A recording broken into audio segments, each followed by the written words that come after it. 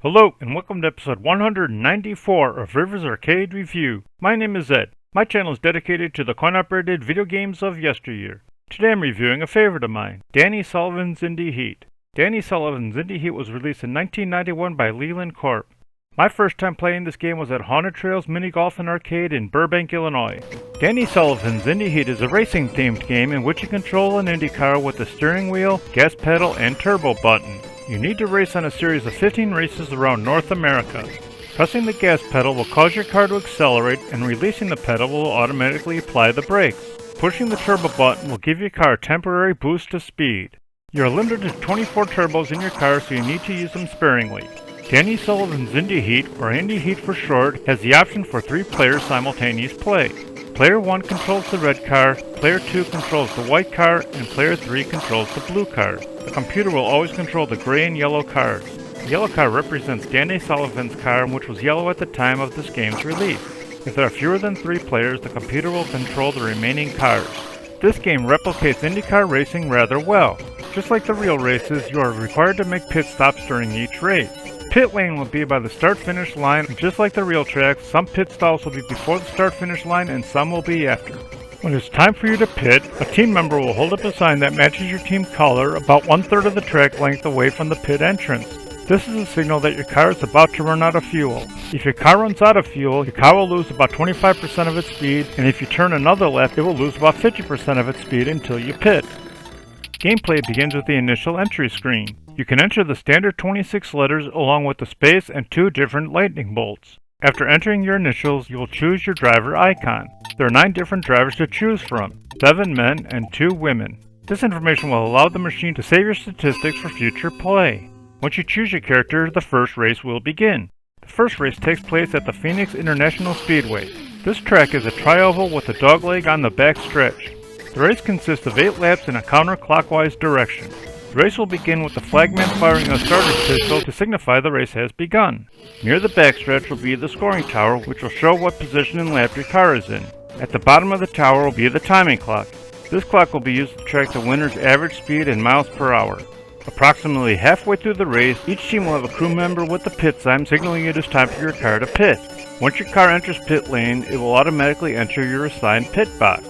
Your team will automatically perform their duties, which will include replacing tires and fueling up your car. If you have any turbos remaining in stock, the pit crew will also return your turbos to 24 units. In addition to running out of fuel, your car will take damage if you crash into other cars or the walls. If you sustain enough damage, your car will catch fire and you will lose speed at the same rate as if you had run out of fuel. Pitting will not only repair your damage, but you will return to full speed. Once the lead car begins the last lap, the flagman will wave the white flag signaling there is only 1 lap remaining. Once the leader completes the final lap, the flagman will wave the checkered flag signaling the race has ended. Once the leader takes the checkered flag, the race will end and the remaining cars will be ranked based on their position on the track at the time the leader crosses the finish line. Once the race ends, the game will announce the winner and the game will display all drivers on a multi-leveled stage with the higher placed drivers placed on the higher platforms. The top 3 drivers will be holding a trophy, either gold, silver, or bronze, whereas the 4th and 5th place drivers will be holding a check. Each driver will receive cash and points based on your finishing position. First place will earn $100,000 and 20 points, second place will earn $90,000 and 16 points, third place will earn $85,000 and 14 points, fourth place will earn $80,000 and 12 points, and fifth place will earn $75,000 and 10 points. After the podium display, the game will then show the current point ranking for the current racing season. The starting position for the next race will be determined on the overall points since you began the game. The more points you have, the better your starting position. Once the point display is over, you'll go to Gasoline Alley. This area is where you can use your winnings to improve your car and team's speed. You can purchase a better engine for $50,000, better miles per gallon for $50,000, faster pit crew for $40,000, better tires for $40,000, better brakes for $30,000, and 10 units of turbo for $30,000. You need to highlight the item you wish to purchase, then press the gas pedal to make the purchase. You can improve each category 10 times. There's also a selection for Danny's choice. By choosing this option, the game will choose which items you purchase. It seems to choose these items at random, so you should use caution when using this option. If you finish ahead of all the computer-controlled cars, you will advance to the next race, although if you are beat by a computer-controlled car, your game will end, although you can rebuy for an additional credit, and you will receive an extra $150,000 for your car's improvements. You can also buy another $300,000 by inserting another credit. Once you finish making your purchases, you need to move the cursor to start the next race and press the gas pedal to begin the next race. The second race takes place in Vancouver, Canada. This track is a road course consisting of 11 turns, both left and right. This race consists of 5 laps in a clockwise direction. Just like the previous race, you'll be required to make a pit stop about halfway through the race. After this and every race, there will be a podium celebration and the overall ranking points displayed before returning to Gasoline Alley. Race 3 will take place at the Indianapolis Motor Speedway in Speedway, Indiana.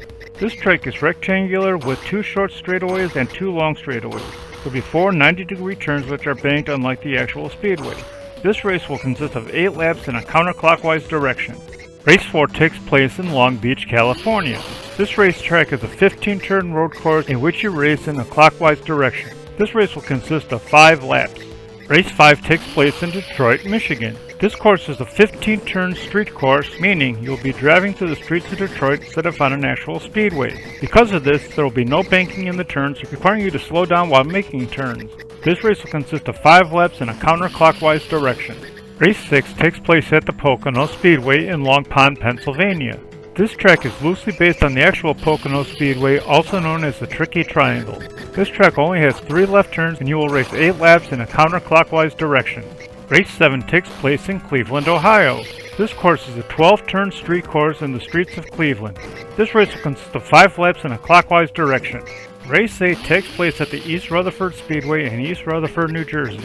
This racetrack has 8 turns as well as an S portion of track on the backstretch. This race will consist of 5 laps in a counterclockwise direction. Race 9 takes place in Toronto, Canada. This course is a 12-turn street course with a small dirt shortcut just past the first pedestrian crossover bridge. This race will consist of 5 laps in a clockwise direction. Race 10 takes place at the Michigan International Speedway in Brooklyn, Michigan. This track resembles the actual speedway of the same name with tri-oval with high banked turns. This race consists of 8 laps in a counterclockwise direction. Race 11 takes place at the Lexington Speedway in Lexington, Ohio. This track consists of 16 turns with an S portion just past the Red Passenger Bridge. This race consists of 5 laps in a clockwise direction. Race 12 takes place in Road America in Elkhart, Wisconsin. This track has 12 turns along with an S section about halfway through. This race consists of 5 laps in a clockwise direction. Race 13 takes place at Monterey Speedway in Monterey, California. This track has 11 turns. This race consists of 5 laps in a counterclockwise direction. Race 14 takes place in Denver, Colorado. This course is an 11-turn street course through the streets of Denver, Colorado. This race consists of 5 laps in a clockwise direction. Race 15 brings you back to the Indianapolis Motor Speedway, which you raced in Race 3. This time the race consists of 12 laps in a counterclockwise direction. Once you complete this race, you will not only receive winnings based on your finish position, you will also earn bonus money based on your overall position for all 15 races. You earn $500,000 for first place, $400,000 for second place, $350,000 for third place, $300,000 for fourth place, and $250,000 for fifth place. After the final display of points, the game will display the top 54 drivers based on the average speed for an entire season. After this display, you'll return to Gasoline Alley. After you make all your purchases in Gasoline Alley, the game will return to Race 1 and a new season will begin.